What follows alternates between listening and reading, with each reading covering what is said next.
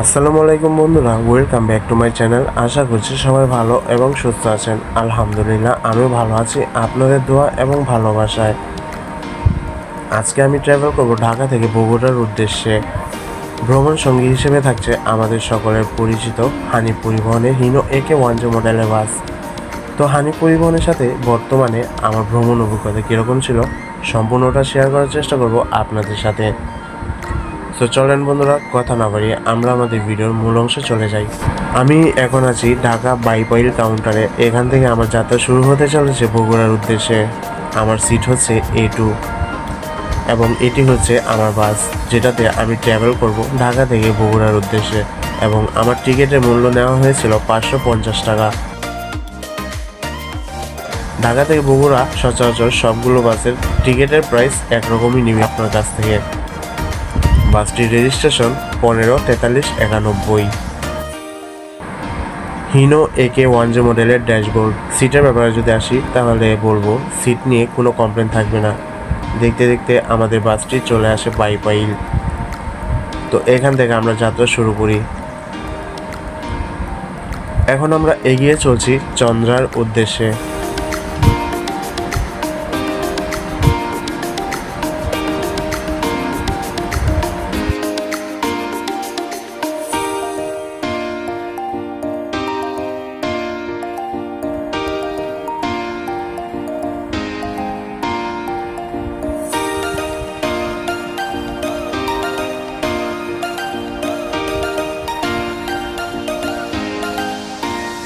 দেখতে দেখতে আমরা চলে আসি চন্দ্রাতে।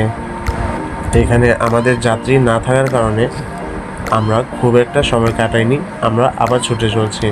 যেহেতু যাত্রী ছিল না, আমাদের বাসটি বেশি সময় নেয়নি, বেরিয়ে পড়ছে কাউন্টার থেকে। এখন আমরা ছুটে চলছি এলেঙ্গার উদ্দেশ্যে।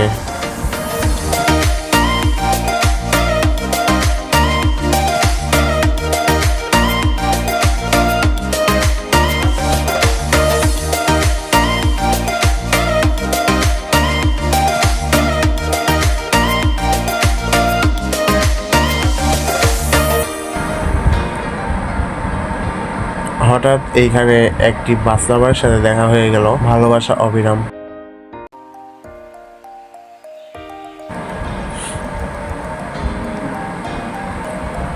এখন আমরা আছি কালিয়াকৈর এলাকাতে। বাসটি আমাদের স্মুথ ড্রাইভিং করে এগিয়ে চলছে বগুড়ার উদ্দেশ্যে।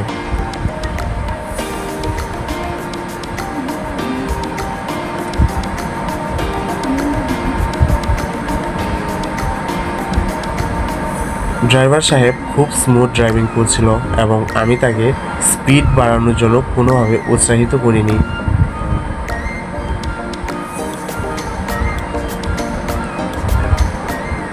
আমাদের সামনে ছিল টাঙ্গাইলের একটি বাস, যেটা অনেকক্ষণ আমাদের সাথে খেলতে থাকে। তারপর আবার আমাদের সাইড দিয়ে দেয়, আমরা বেরিয়ে যাই।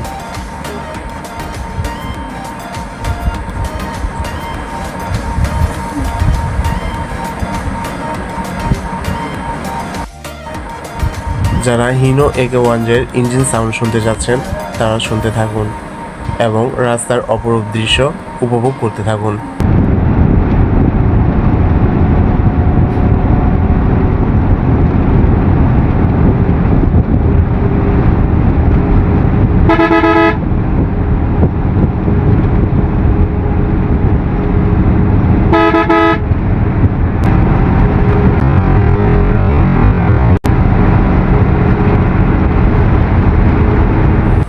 দেখতে দেখতে আমরা চলে আসি এলেঙ্গাতে।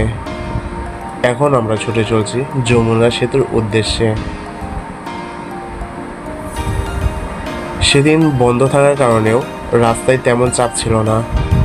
প্রথমত ভেবেছিলাম যে হয়তোবা বন্ধের দিন রাস্তায় হয়তোবা চাপ থাকবে অনেক বেশি, কিন্তু তেমনটা কিছু ছিল না।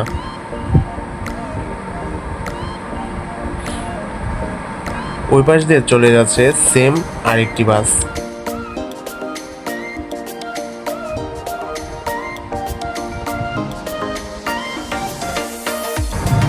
আমরা চলে আসছি যমুনা সেতুর কাছে।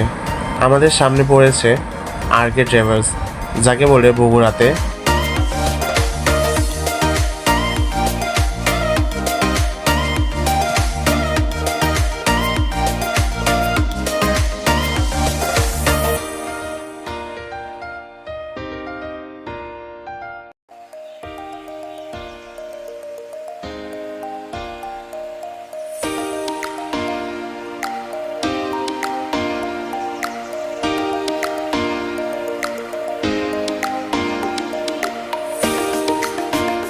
আমরা এবার রয়েছি যমুনা সেতুর উপরে।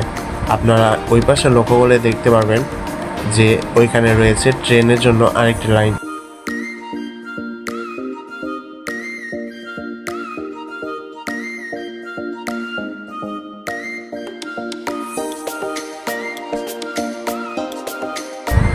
আমাদের সামনে চলে আসে আহনাব। আহনাব কিছুক্ষণ আমাদের সাথে খেলতে থাকে। তারপর আমরা এক জায়গায় স্লো করার কারণে তার বাম্পার আর খুঁজে পাইনি। এটাই আমার কাছে খুব খারাপ লাগছিল।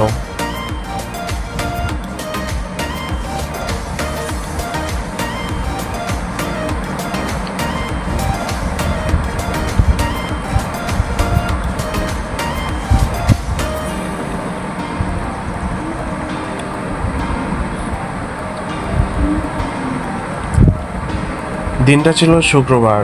তো আমরা এমন সময় আমাদের ট্রিপ ছিল, তখন আমরা এমন জায়গায় পড়ে গেছি আশেপাশে কোনো মসজিদ পাচ্ছিলাম না।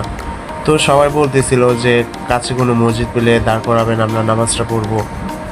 তারপর একটি জায়গাতে দাঁড়া করালো, আমরা সেখানে আমাদের শুক্রবারের জুম্মার নামাজ আদায় করলাম।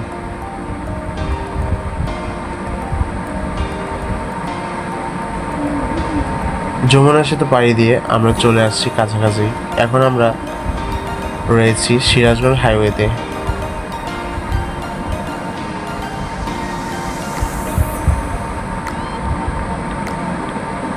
সিরাজগঞ্জ হাইওয়েতে আসার পরে আমাদের হোটেল বিরতি দেয়। হোটেল বিরতি 20 মিনিটের জন্য দেয়। সবাই এখানে ফ্রেশ হয়। ফ্রেশ হওয়ার পর আবার আমরা রওনা দিই।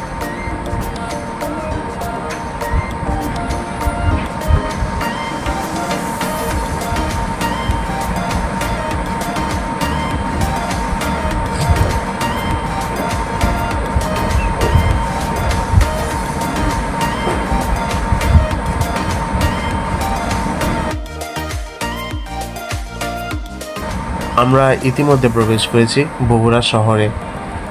আমার গন্তব্য মূলত বগুড়া বনানীতে। সেখানে আমার ট্রাভেল শেষ হবে।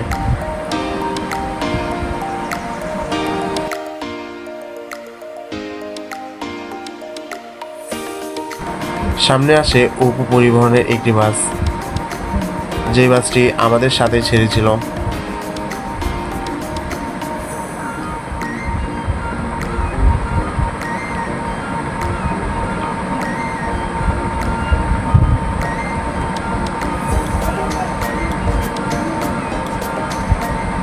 তো আমি বলবো হানিফ পরিবহনে যদি ট্রাভেল করেন তাহলে আপনারা সেরা জার্নি উপভোগ করতে পারবেন। যদি হানিফ পরিবহনে পাগলামো দেখতে চান তাহলে টিকিট কেটে উত্তরবঙ্গে চলে আসুন। ধন্যবাদ এত সুন্দর ভ্রমণ আমাকে উপহার দেওয়ার জন্য। আমি আমার ভ্রমণ শেষ করলাম এইখান পর্যন্ত।